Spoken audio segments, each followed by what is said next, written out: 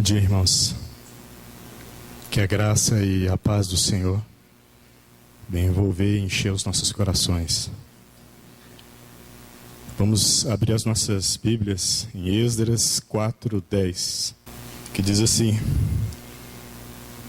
E os demais povos que o grande e glorioso Osnapá transportou e fez habitar nas cidades de Samaria e nas demais províncias do outro lado do rio. Vamos para, ainda no capítulo 4, no versículo 1 e 2. Ouvindo os inimigos de Judá e de Benjamim, que os que vieram do cativeiro edificaram o templo do Senhor Deus de Israel, vieram a Zorobabel e aos chefes das casas paternas, e lhes disseram: edificaremos convosco, porque como vós buscamos vosso Deus, e a ele oferecemos sacrifícios, desde os dias de Esa-Ardom, rei da Síria, que nos fez vir aqui. Vamos orar.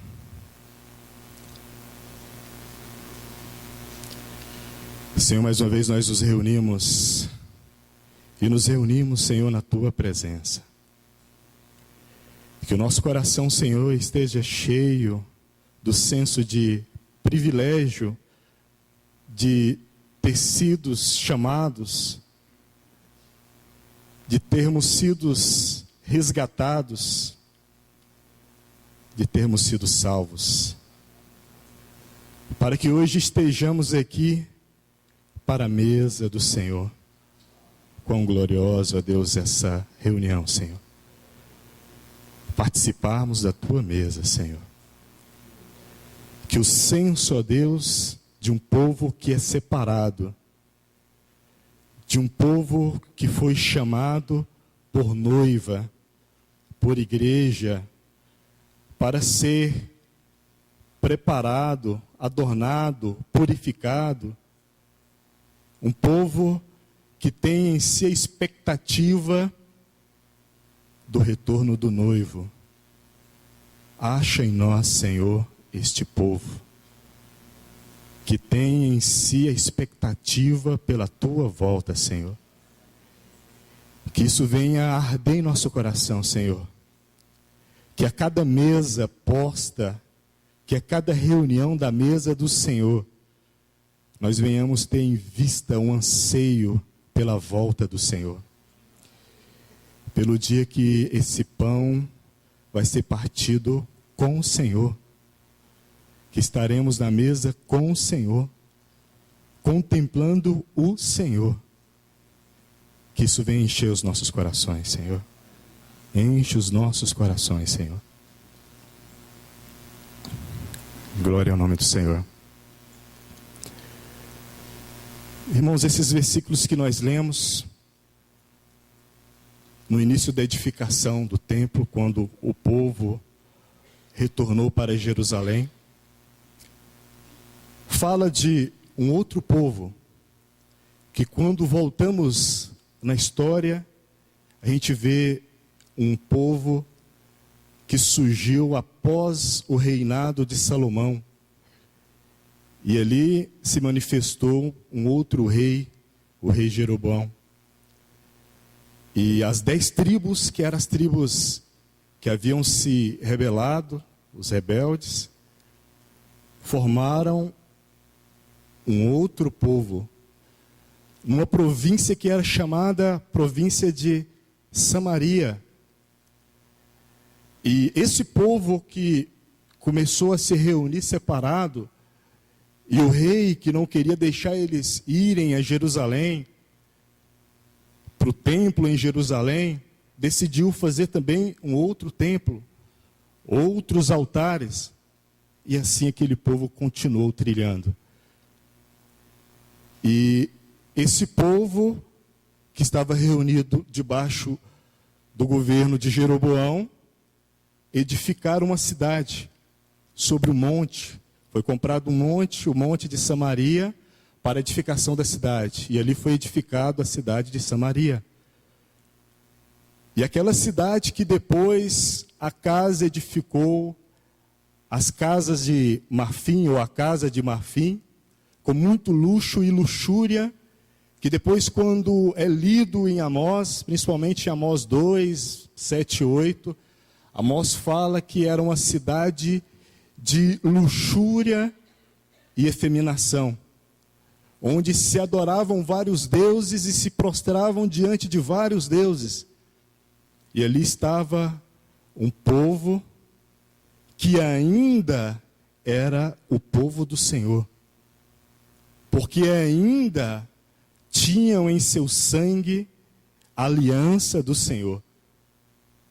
Que, como nós vemos à frente, e até nos estudos dos profetas menores, a gente vê a atenção toda especial do Senhor com esse povo, para que esse povo se volte à santificação e a se separar para o Senhor.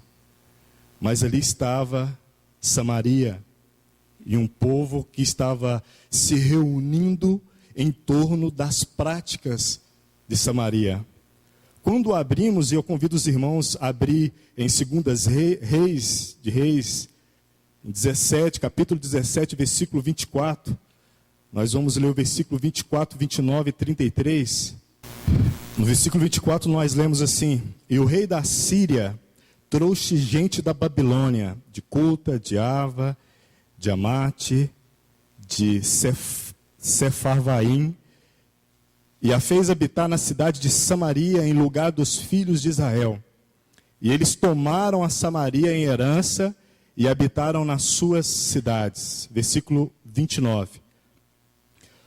Porém, cada nação fez os seus deuses e os puseram nas casas dos lugares altos de idolatria que os samaritanos tinham feito, cada nação nas suas cidades em que habitava. Versículo 33.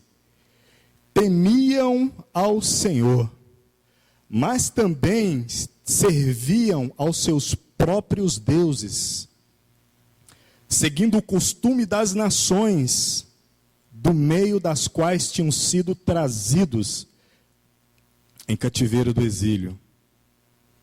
Nós vemos então Samaria e um povo agora chamado de samaritanos, que serviam a vários deuses e temiam ao Senhor. A palavra fala que eles temiam ao Senhor, mas serviam a vários deuses. E ali, eles, no serviço a esses outros deuses, eles sacrificavam ou faziam ofertas de adoração a esses outros deuses, mas também sacrificavam ao Senhor e tinham os rituais diante do Senhor. Em Esdras, no capítulo 9, versículo 1 e 2, nós lemos assim: Acabadas essas coisas, os príncipes vieram a mim dizendo: o povo de Israel e os sacerdotes e os levitas não se separaram dos povos da terra, das terras dos cananeus, heteus, fariseus, ferezeus, jebuseus, amonitas, moabitas, egípcios e amorreus, e fazem conforme suas abominações. Porque tomaram as filhas deles para si e para seus filhos, e a linhagem santa foi misturada com os povos das terras. E a mão dos príncipes e dos governadores foi a primeira a cometer esse pecado. Aqui a gente já percebe o pecado dos samaritanos no seu auge. Após sacrificarem a outros deuses e também ao Senhor, após adorarem a outros deuses e também ao Senhor, eles começaram a se misturar, dando seus filhos, suas filhas e se casando com os outros povos. Os samaritanos aqui, nesse tempo, passaram a ser um símbolo de mistura. um símbolo de mistura do povo da aliança, povo da promessa. Quando nós voltamos para o capítulo 4 e no versículo 2, nós percebemos que esse povo misturado, que adorava outros deuses e também queria se render ao Senhor, eles quiseram também participar da edificação da casa do Senhor. Aqui diz: vieram a Zorobabel e aos chefes das casas paternas, eles lhe disseram: edificaremos convosco, porque como vós buscamos vosso Deus, e a ele oferecemos sacrifícios, desde os dias de Esardom, rei da Síria, que nos fez vir aqui. Eles queriam sacrificar e participar também da edificação da casa do Senhor.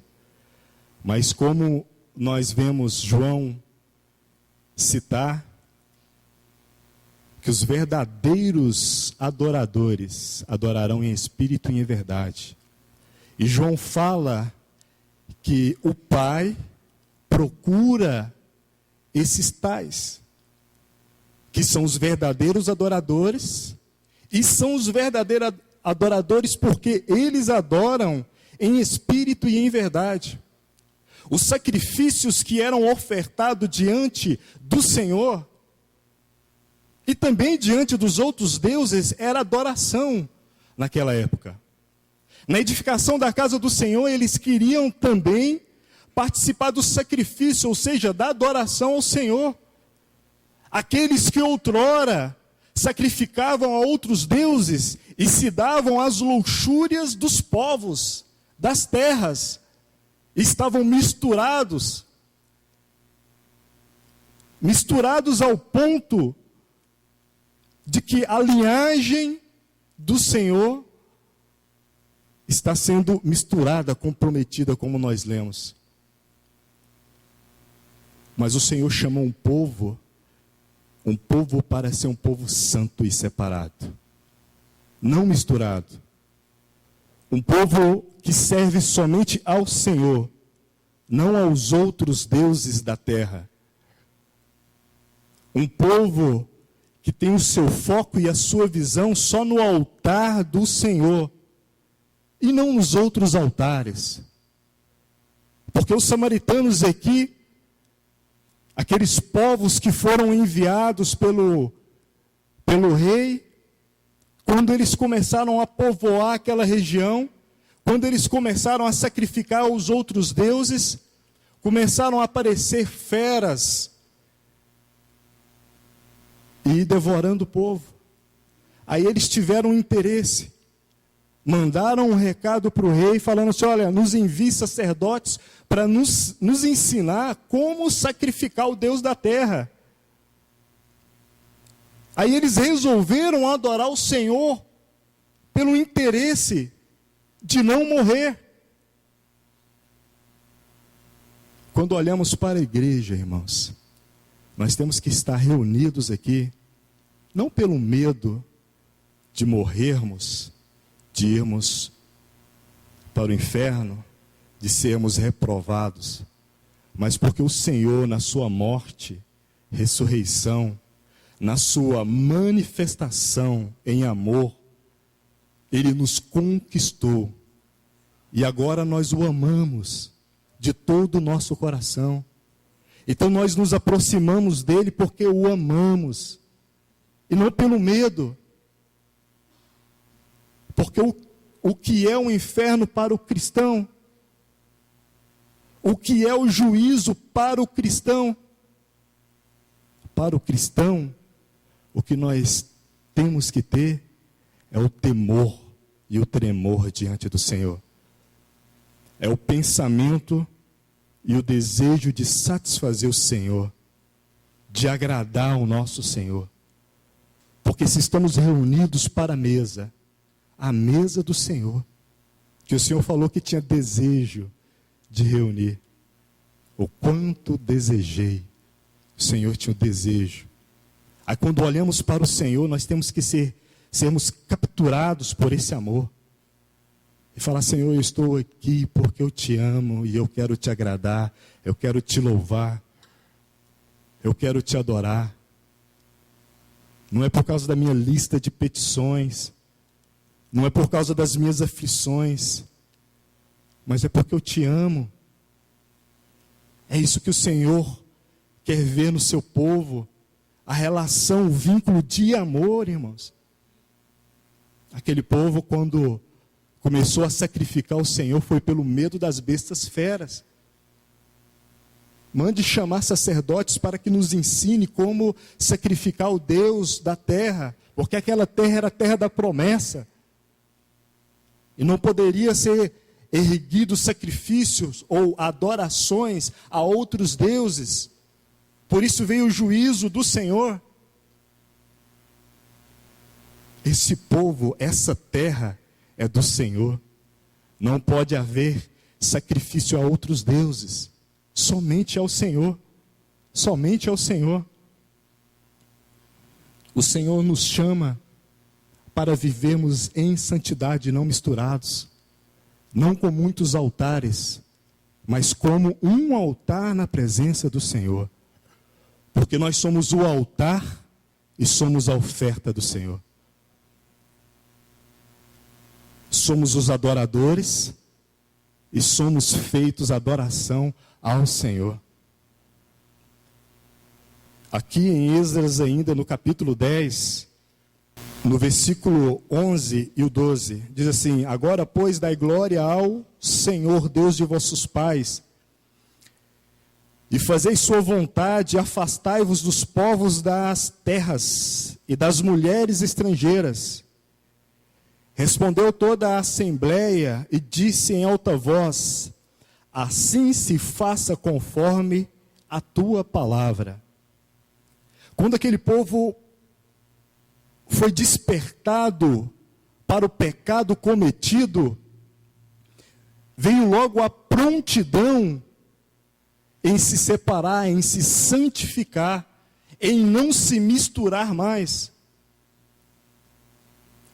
Irmãos, o Senhor nos chamou para sermos santos, porque a morte na cruz do Calvário nos salvou e nos separou, nos santificou. E o nosso retorno, a nossa voz de retorno para o Senhor é de uma vida de santidade. Quando lemos em Mateus 18, 7, lá diz assim: ai do mundo por causa dos escândalos ou tropeços, porque é misto que vem a escândalos. Mas ai daquele homem por quem o escândalo vem. Aí no versículo 8 do capítulo 18 diz assim: portanto, se a tua mão e o teu pé te escandalizar, corta-o e atira-o para longe de ti. Melhor te é entrar na vida coxo ou aleijado, do que tendo as duas mãos ou os dois pés serem lançados no fogo eterno.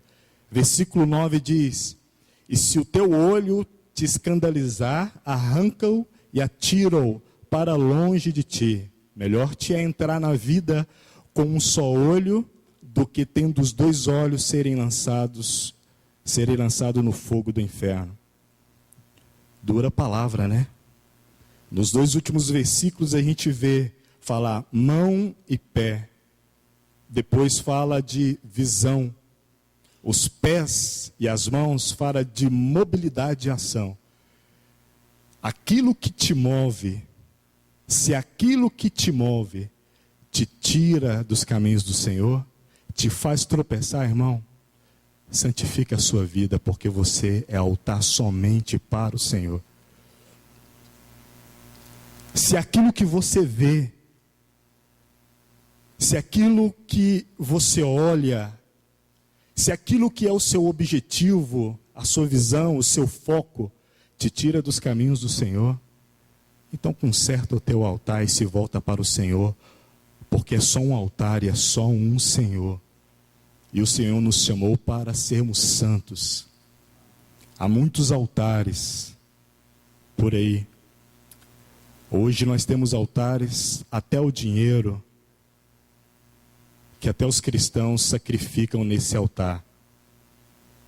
Mas só há espaço para um altar na presença do Senhor. Em Coríntios, no capítulo 11, no versículo 28, diz assim: examine-se, pois, o homem a si mesmo, e assim coma desse pão e beba desse cálice. Em 2 Coríntios 13, 5 diz: examinai-vos a vós mesmos, se permaneceis na fé, provai-vos a vós mesmos, ou não sabeis quanto a vós mesmos que Jesus Cristo está em vós? Se não é que já estáis reprovados. Em 1 Timóteo, capítulo 2, e no versículo 18, capítulo 2, versículo 8, diz assim: quero, pois, que os homens orem em todo lugar, levantando mãos santas, sem ira nem contenda. Quando olhamos ainda em Esdras, no capítulo 8, no capítulo 9, versículo 8, aí nós lemos assim: e agora, por um breve momento, manifestou-se a misericórdia da parte do Senhor nosso Deus, para nos deixar alguns remanescentes livres e para nos dar um lugar seguro em seu santuário, a fim de que nosso Deus nos iluminasse os olhos e nos desse um pouco de vida em nossa servidão. Essa era a realidade que o povo estava olhando e vendo naquele momento.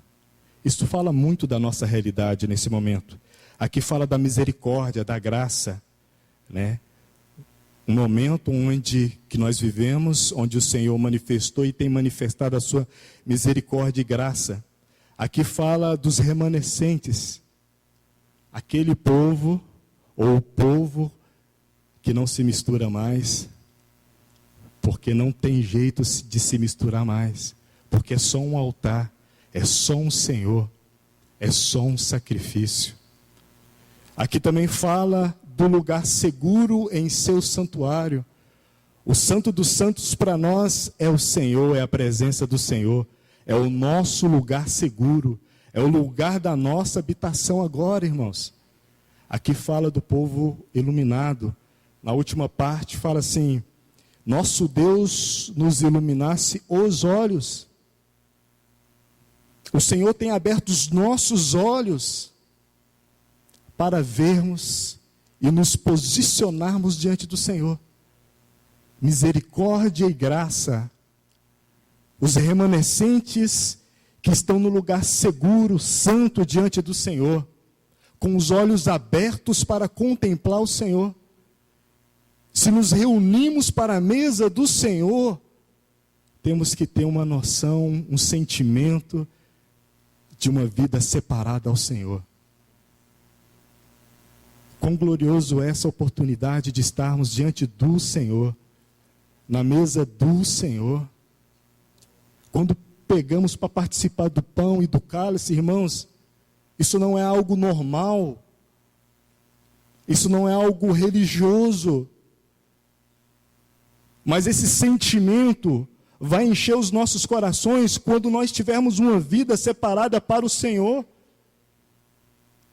Quando nós vivermos uma vida separada para o Senhor, sem misturas, não só no final de semana, mas em todos os dias. Porque nesse momento tem que ser a expressão, a vocalização, na reunião da igreja, de pessoas separadas e santas ao Senhor. Pessoas que oram e levantam mãos santas diante do Senhor. Pessoas que ouvem a palavra do Senhor e atendem a voz do Senhor. Aquilo que você já ouviu e já aprendeu do Senhor, você tem vivido e praticado isso diante do Senhor? Ou tem simplesmente engavetado, ou fazendo essa palavra ou essa visão como informação na sua prateleira de livros? se não houver vida de santificação, irmãos, como chegaremos diante da mesa do Senhor e levantaremos nossas mãos em adoração ao Senhor, com o coração que está longe do Senhor? Então nós somos o altar e o sacrifício ao Senhor. Nós somos os adoradores e a adoração ao Senhor. Porque nós adoramos o Senhor com as nossas vidas, que é vivida todos os dias. Se vocês observarem as palavras, o quanto o Senhor tem se derramado, e o sentido das palavras que o Senhor tem falado aqui, você vai perceber que o Senhor está chamando um povo, um remanescente, para uma vida santa e separada, e que levante as suas mãos santas para adorar o Senhor. Se você tem observado e tem buscado viver essa palavra, você vai perceber isso. Então ouça a voz do Senhor, para que na reunião da mesa do Senhor haja temor e tremor, além da alegria, além do deslumbre diante do Senhor, diante da graça do Senhor, que haja temor e tremor, por tamanha revelação, visão que temos recebido do Senhor. No partir do pão, irmão, não é mais um pão partido, é a ceia do Senhor. Então o nosso coração tem que estar inundado desse sentimento. Como o Senhor vai nos receber e olhar para nós? Como um povo que é santo, separado, ou um povo que está misturado e querendo sacrificar o Senhor? Que durante toda a semana sacrifica aos outros deuses e chega no final de semana, quer sacrificar o Senhor, quer adorar o Senhor. O sacrifício aqui fala de adoração. Que o Senhor encontre em nós adoradores, que o adore todos os dias, em todo momento. Que o Senhor encontre em nós, nessa igreja, nesse povo, um povo que chega diante da mesa do Senhor, mas precedido diante do Senhor com um testemunho de santidade, com um sentimento de gratidão, com uma vida de busca, de separação para o Senhor. Que o Senhor encontre esse povo no nosso meio. Que o Senhor encontre um povo que ao pegar o pão, que ao participar do cálice, seja inundado de um sentimento de graça, de gratidão, de alegria, de júbilo, mas também de temor diante do Senhor. Não é normal, é o Senhor, está acima de toda normalidade, porque Ele é o Senhor do impossível, de tudo aquilo que está além do imaginário humano. Ele é Deus. Como é normal? É a sabedoria que para o homem é loucura. Essa é a sabedoria do nosso Deus, porque o homem não pode medir, porque está muito além. Então nós não podemos sacrificar outros deuses na semana, a nós mesmos, e só no final de semana, só na reunião da mesa do Senhor, levantar as mãos e falar assim: ó, eu tenho sacrificado ao Senhor, eu tenho adorado ao Senhor, então vim de novo para adorar ao Senhor. Ó Senhor,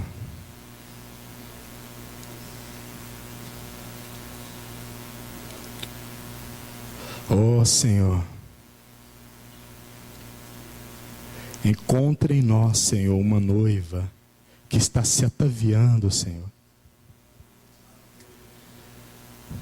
Encontre em nós, Senhor, a noiva que não sabe pensar em outra coisa a não ser na volta do noivo. Uma noiva que tudo que faz é pensando na volta do noivo. Encontre em nós, Senhor, uma noiva que está se purificando, que está se vestindo, que está se adornando para encontrar com o noivo. Nós sabemos que tudo isso é pelo Senhor. Sem o Senhor nós não temos condições de nos ataviarmos ou sermos ataviados, de nos santificarmos ou sermos santificados. Por isso vem, Senhor, sobre nós e em nós com a sua mão forte, Senhor, e separa o seu remanescente para a tua volta. Separa o seu remanescente para a sua volta, Senhor. Que esse remanescente, que esse povo santo, sem mistura, que olha para o Senhor e que vive uma vida para o Senhor, que esse povo, Senhor, venha somente adorar ao Senhor, venha ter uma vida voltada ao Senhor, os olhos postos no Senhor. Assim nós nos colocamos diante da tua mesa nessa manhã, Senhor. Quão glorioso e majestoso é. Participamos dessa mesa, Senhor, com um sentimento de gratidão, com um sentimento de admiração, com um sentimento e com a visão contemplativa, mas também com um desejo da tua volta para partirmos o pão com o Senhor, para cearmos com o Senhor, para olharmos a tua face, para nos alimentarmos do Senhor e para ouvirmos a tua voz face a face. Esse é o nosso desejo, Senhor.